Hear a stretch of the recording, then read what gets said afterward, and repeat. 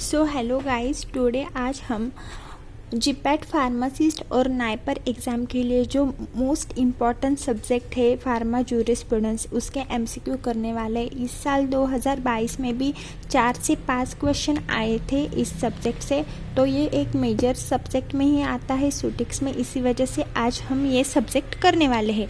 तो first MCQ is drug prescribed by physician comes under as per drug D&C Act 1948। सो जहाँ पर भी prescribed by physician ये word आएगा वो शेड्यूल एच में आएगा, और जहाँ पर भी जी शेड्यूल जी मतलब मेडिकल सुपरविजन आया है तो schedule G and prescribed physician schedule H. So second one is a Standard for cosmetic are given by drug under as per D&C Act 1948। So cosmetic word जहाँ पर भी आएगा, सो कॉस्मेटिक वुमेन्स क्या करती है, सुंदर दिखने के लिए, सुंदरता के लिए कॉस्मेटिक का यूज़ करती है। तो आप ऐसे याद रख सकते हो कॉस्मेटिक सुंदर, यस से सुंदर एज शेड्यूल यस हो गया। Third one is the narcotic and psychotropic drugs act as enacted in year of। So narcotic and psychotropic drugs में ओपियम वगैरह वो ड्रग आते हैं। सो इसमें पूछा है इनएक्टेड ईयर पूछा है, ईयर में से भी बहुत ज़्यादा क्वेश्चन आ रहे हैं। So correct answer is 1985। 1985 में नार्कोटिक और साइकोट्रॉपिक ड्रग इनएक्टेड हुए थे।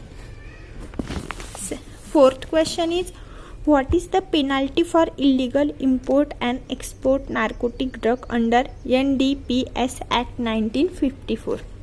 सो इसमें पूछा है इलीगल इम्पोर्ट, जो लोग नार्कोटिक और साइकोट्रॉपिक ड्रग्स का इलीगल इम्पोर्ट करते हैं तो उनके लिए पेनाल्टी होती है। फर्स्ट पेनाल्टी, सेकंड पेनाल्टी, जो इनटेक करते हैं उनके लिए अलग पेनाल्टी होती है। सो इसमें पूछा है इम्पोर्ट एंड एक्सपोर्ट के लिए, सो इसका करेक्ट आंसर है 1 to 2 लाख फाइन होता है। So fifth question is leprosy is commonly known as.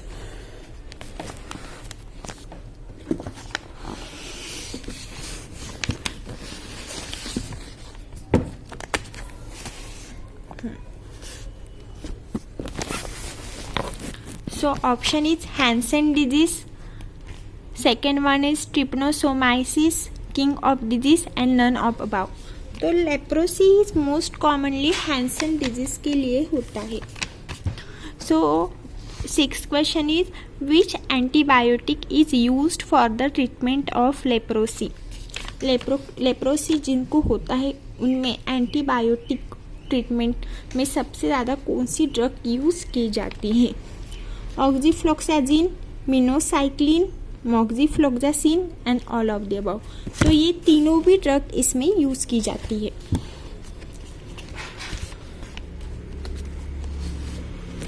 What is the adverse effect of dapsone? Adverse effect of dapsone का है sulphone syndrome, gastric abnormality, haemolytic anaemia. Haemolytic anaemia blood loss हो जाता है, gastric abnormality means ulcer वगैरह में, और sulphone syndrome. So इसका correct answer है all side effect. Question 8 clofazimine is a drug used in leprosy. It is clofazimine a drug use की जाती है लेप्रोसी में, तो क्यों वो ड्रग यूज की जाती है? तो इसका करेक्ट आंसर है लेप्रोस्टैटिक, क्योंकि उसके प्रॉपर्टी लेप्रोस्टैटिक होती है, इसी वजह से क्लोफाजामाइन ड्रग यूज की जाती है लेप्रोसी में।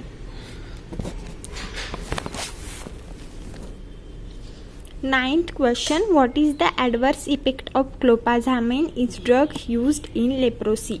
Reddish black, discoloration of the skin, discoloration of the hair, phototoxicity and all are the adverse effect of क्लोफाजामाइन।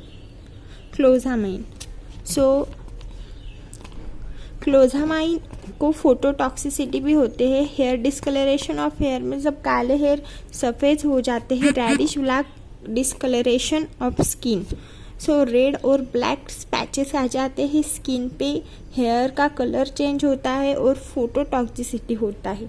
तो इसी वजह से क्लोराजामाइन के ऑल एडवर्स इफेक्ट है।